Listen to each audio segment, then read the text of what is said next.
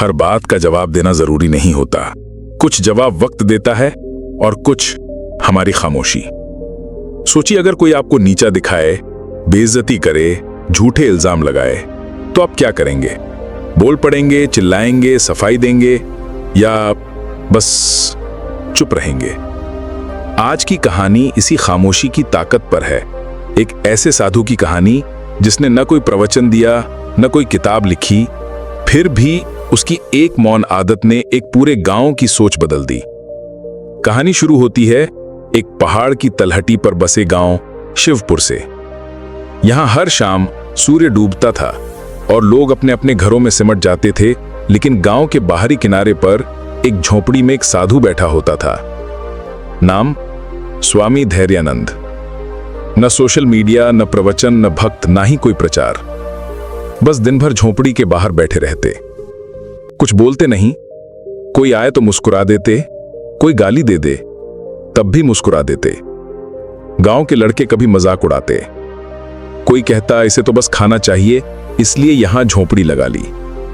लेकिन बाबा खामोश। एक दिन गांव में एक नौजवान लड़का आया। नाम था अमृत। काफी पढ़ा लिखा, तेज और तर्कशील। शहर से पढ़ाई से लौटा था। वो बाबा को देखता और हंसता। क्या फायदा ऐसे चुप रहकर जीने का? लोगों को बदलना है तो बोलो, चुप रहने से क्या होगा? ये बाबा सिर्फ दिखावा कर रहा है। एक दिन अमृत सीधे बाबा की झोंपड़ी में गया, गुस्से में। तुम हर दिन यहां बैठे रहते हो, क्या बदला इस गांव में? कोई नहीं सुधरा, किसी का क्रोध नहीं गया, किसी की पीड़ा नहीं घटी। तुम बस चुप रहते हो, क्या यही ज्ञान है? बाबा ने कुछ नहीं कहा, बस आंखें मूंदे रहे। अब अमृत का घमंड बढ़ गया। वो रोज आता, रोज सवाल करता, कभी कभी अपमान करता। बाबा फिर भी मौन। गांव के कुछ बुजुर्गों ने रोका, बेटा ये साधु बाहर से शांत हैं, लेकिन इनके भीतर गहराई है। अमृत हंसा। गहराई? जो बोल ही नहीं सकता उसकी क्या गहराई? फिर एक दिन कुछ अजीब हुआ। अमृत ने बाबा को अपशब्द कहे, बहुत तेज बोले, इतने तेज कि गांव वाले इकट्ठा हो गए। बाबा अब भी चुप। अमृत ने पास रखे जलते दीपक को जमीन पर गिरा दिया। तब बाबा ने पहली बार आंखें खोली और बोले, अगर कोई तुम्हें अपशब्द कहे और तुम उसे स्वीकार न करो तो वो अपमान किसके पास रहेगा? अमृत ने कहा, जो कहे उसके पास।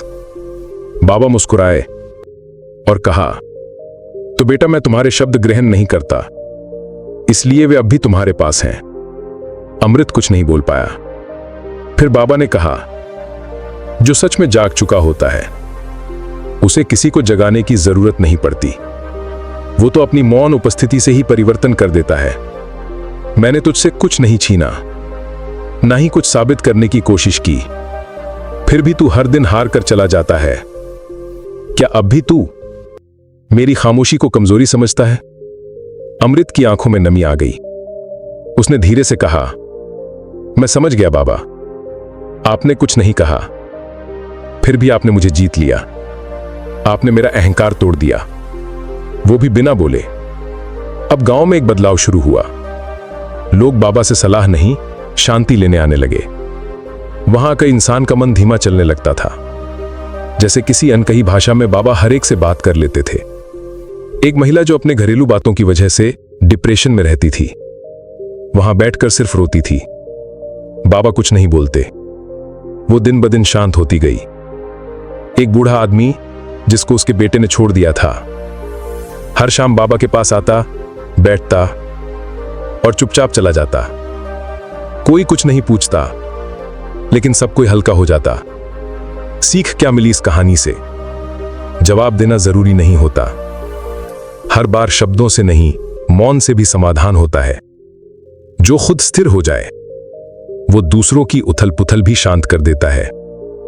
असली ताकत दिखाने की नहीं होती, खुद को संभालने की होती है।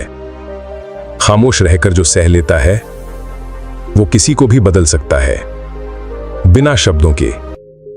तो अगली बार जब कोई तुम्हें तोड़ने आए, बोलने से पहले एक बार रुक जाना, क्योंकि शायद तुम्हारी खामोशी ही उसकी सबसे बड़ी हार बन जाए। अगर ये कहानी आपके भीतर कुछ हिला गई हो तो इसे किसी ऐसे इंसान को जरूर भेजें जो आजकल खुद को समझना सीख रहा है। नीचे कमेंट करें कि आपने कभी खामोश रहकर किसी को जवाब दिया है। और अगर आप ऐसी कहानियों से जुड़ना चाहते हैं जो मन को झकझोर दें और जीवन का रास्ता बदल दें, तो सब्सक्राइब जरूर करें।